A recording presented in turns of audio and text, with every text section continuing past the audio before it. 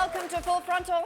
After this weekend's terrorist attack in London, our president responded on Twitter. Unfortunately, this time he didn't fall asleep mid-kofifi.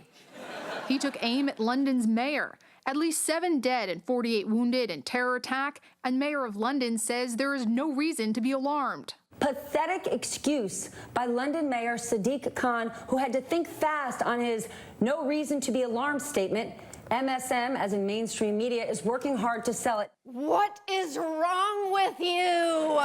Were you just fulfilling your annual Ramadan tradition of hurling insults at grief-stricken Muslims named Khan?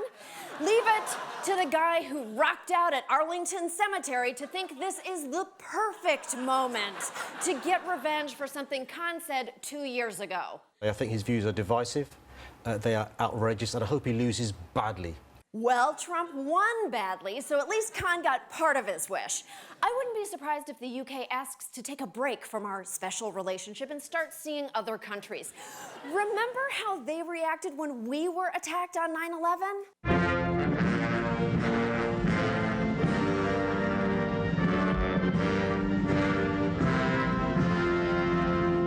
It was a touching show of solidarity, marred only by Her Majesty's refusal to belt out the lyrics like she's at a Mets game.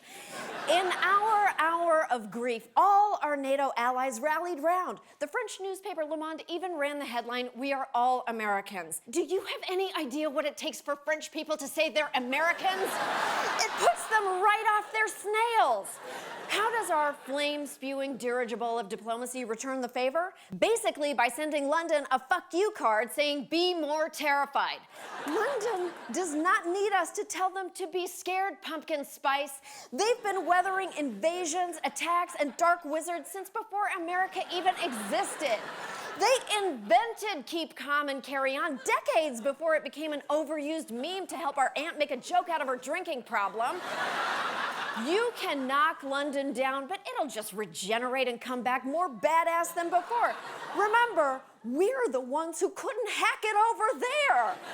But it's no surprise Trump reacted by raging against an ally and jabbering about his stupid travel ban in a series of future Supreme Court exhibits. Trump is the only senile old man in the world who's actually correct that the TV is talking to him.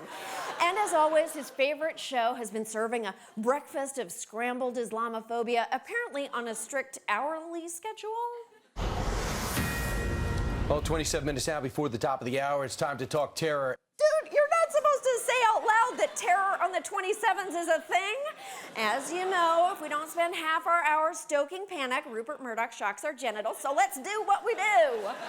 London's mayor says terror is just part of life in big cities, but do we really have to accept radical Islam as the new normal? The way these Islamic extremists celebrate Ramadan is trying to kill us. And what did KSM say to you when you were interrogating him? He said that our freedoms and civil liberties were weapons that Allah had placed on this planet so that it would be easier for them to defeat us. Yeah, that Muslim mayor is full of shit, but Khalid Sheikh Mohammed makes some great points once you get a few liters of water in him.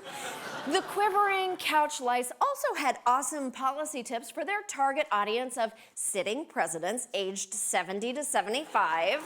Is it time to bring back the surveillance of mosques here in the United States? The only thing you could do, Mark, is go into these areas and do pre-arrests. No. I'm not sure what you're up to. I cannot take the risk.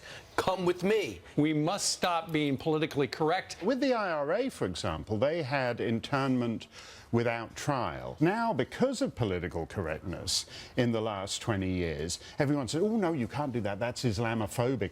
Do you think the coffee in those cups ever wishes it could just jump out and run away?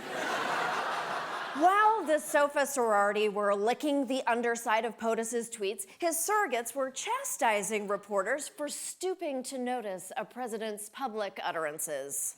I think it's just the obsession over every detail of the president's tweets. This obsession with covering everything he says on Twitter. It's not policy. Of course it's it social is. media, Chris. It's social media. I think that to call it a tweet is to run away from its significance. What is it, a bowl of petunias? No! I will not take a Hitchhiker's Guide reference from the only guy who gave Anders Breivik's manifesto a blurb. You want to keep Americans safe, Mr. President? Here's a thought. Staff your government. Read a book. And for the love of God, take the advice a woman gave you exactly 1 year ago. Delete your fucking account.